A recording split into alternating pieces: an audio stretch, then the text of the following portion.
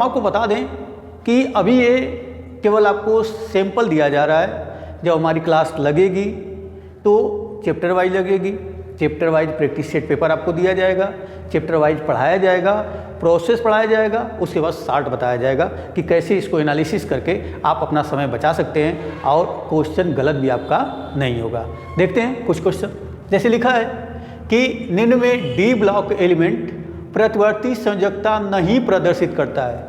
कह रहा है कि ये दिया है 4 ऑप्शन हमारे पास। पहला दिया है कॉपर, जिंक दिया है, एमएन दिया है और आयरन दिया है। इनमें से पूछ रहा है कि इन चारों में से कौन ऐसा एलिमेंट्स है जो प्रतिवर्ती संयोजकता प्रदर्शित नहीं करता। तो फर्स्ट ऑप्शन की बात करें कॉपर, तो हमें पता है कि कॉपर प्रतिवर्ती संयोजकता देता ही देता है। Cu पॉजिटिव होता है, Cu डबल पॉजिटिव होता है, यानी एक भी होता है उसकी संयोजकता और 2 भी होता है। ऑप्शन रॉन्ग है। सेकंड देखते हैं Zn। ते ऑप्शन क्या है? करेक्ट है। Zn जो है वो करेक्ट ऑप्शन है, इसलिए कि Zn सिर्फ और सिर्फ 2 देता है, +2 देता है, यानी उसकी जो संयोजकता होती है वो क्या होता है? 2 होता है। आगे चलते हैं Mn की बात करते हैं। तो Mn की जो संयोजकता होती है वो +7 तक होती है। कहाँ तक होती है? +7 तक होती है। और आयरन की बात करें तो ये भी प्रतिवर्ती संयोजकता देते हैं, +2, +3, +4, +6 इस तरह की प्रतिवर्ती संयोजकता देते हैं। सेकंड क्वेश्चन देखते हैं। सेकंड क्वेश्चन हमारा कह रहा है कि जब नाभिक से बीटा कण उत्सर्जित होता है। क्या कह रहा है? जब नाभिक से बीटा कण उत्सर्जित होता है तो कौन नहीं बदलता, यानी नीचे ऑप्शन हमको दिया गया है और ये पूछा गया है कि कौन नहीं बदलता है, यानी क्या नहीं बदलता है। ठीक ना। पहला कह रहा है प्रोटॉन तथा न्यूट्रॉन संख्या का योग, इन दोनों की संख्याओं का योग। और दूसरा कह रहा है कि प्रोटॉन की संख्या। तीसरा कह रहा है कि न्यूट्रॉन की संख्या। और चौथा कह रहा है कि पूर्ण आवेश। आवेश की तो बातें नहीं हो रही है। पहला लिखा है प्रोटॉन तथा न्यूट्रॉन की संख्या, इसको हम लिख सकते हैं द्रव्यमान संख्या। क्या लिख सकते हैं? द्रव्यमान संख्या। क्या लिख सकते हैं इसको? द्रव्यमान संख्या या परमाणु भार। ठीक ना। तो हमें पता है फ्रेंड्स, पिछले वीडियो में आपको बताया भी था कि जब किसी परमाणु से एक बीटा कण निकलता है तो उसके परमाणु क्रमांक में 1 की वृद्धि हो जाती है। ठीक है।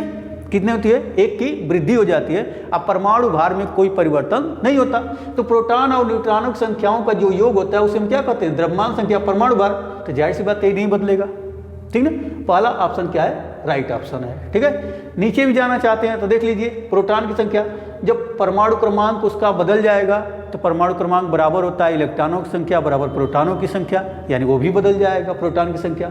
और जब प्रोटॉन की संख्या बदलेगा तो न्यूट्रॉन की भी संख्या क्या होगी? बदल जाएगी, क्योंकि परमाणु भार हमारा वही रहेगा और इलेक्ट्रॉनों की संख्या क्या होगी?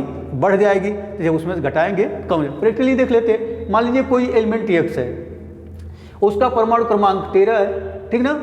और परमाणु भार कितना है? 27 है। अगर इसमें से एक बीटा कण निकलता है, तो अगर एक बीटा कण निकलता है और ये क्या बनाता है? Y बनाता है, तो ये 13 का कितना हो जाएगा? 14।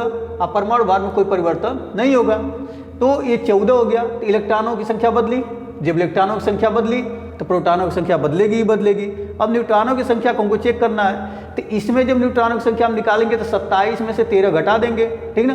तो कितना आएगा? 14। इसमें 27 में से 14 घटा देंगे तो कितना आएगा? 13। यानी ये इसमें न्यूट्रॉनों की संख्या 14 है, इसमें न्यूट्रॉनों की संख्या क्या है? 13। यह भी बदल गई, यह बदल जाएगा, यह बदल जाएगा, इसकी कोई बात ही नहीं है। प्रोटॉनों तथा न्यूट्रॉनों की संख्याओं का योग नहीं बदलता, क्योंकि यहाँ भी द्रव्यमान संख्या कितनी है? 27, और यहाँ भी द्रव्यमान संख्या कितनी है? 27 है। ठीक है। आगे देखते हैं। कह रहा है कि इलेक्ट्रॉनों की अधिकतम संख्या जो एक कक्षक में वास करती है। कह रहा है कि इलेक्ट्रॉनों की हमको अधिकतम संख्या बताना है जो एक कक्षक में वास करती है। कक्षा में नहीं, कक्षक में। तो हमें पता है कि सेल में कोषों की जो संख्या होती है वो 2n² होती है। क्या होती है? 2n² होती है।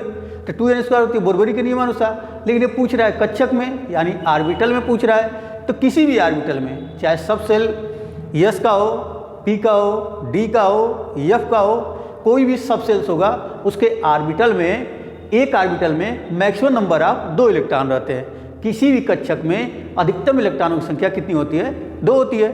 First option is right option. Okay.